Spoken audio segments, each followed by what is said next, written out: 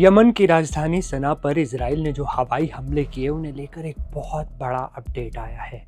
शक जताया जा रहा है कि ईरान समर्थित हूती प्रधानमंत्री अहमद अल रहावी स्ट्राइक में मारे गए।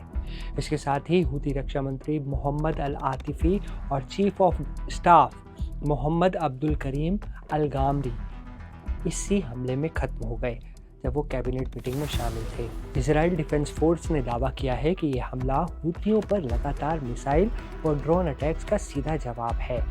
इजराइल ने पिछले कुछ दिनों से कई बार चेतावनी दी थी और अब ये सबसे बड़ा वार कर दिया गया।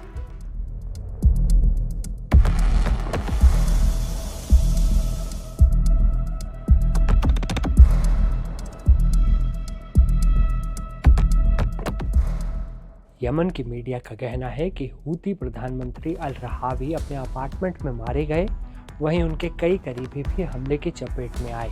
स्थानीय अधिकारियों ने पुष्टि की है कि अब तक कम से कम 10 लोगों की मौत हुई है और 90 से ज़्यादा घायल हैं। यूरो न्यूज़ की रिपोर्ट बताती है कि हूतियों के चीफ ऑफ स्टाफ मोहम्मद अल गामरी पहले भी इजराइल की टारगेट लिस्ट पर थे और एक बार घायल भी हो चुके थे, लेकिन इस बार उनकी मौत की पूरी जानकारी मिली है। हमले की टाइमिंग भी अहम है।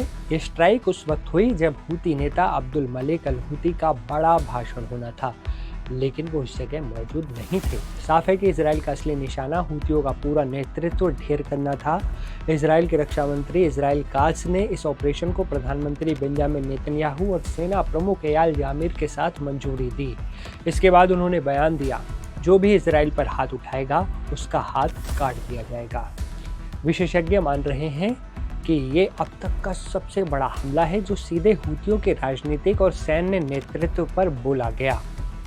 आपको बता दें कि 2014 से हूती विद्रोही यमन के बड़े हिस्से पर कब्जा किए हुए हैं। वो ईरान की एक्सिस ऑफ रेसिस्टेंस का अहम हिस्सा बताए जाते हैं और गाजा युद्ध छिड़ने के बाद से लगातार इजराइल पर मिसाइल और ड्रोन से हमले भी कर रहे हैं। यहाँ तक कि रेड सी और एडन की खाड़ी में जहाज भी उनके टारगेट लिस्ट पर आ चुके हैं।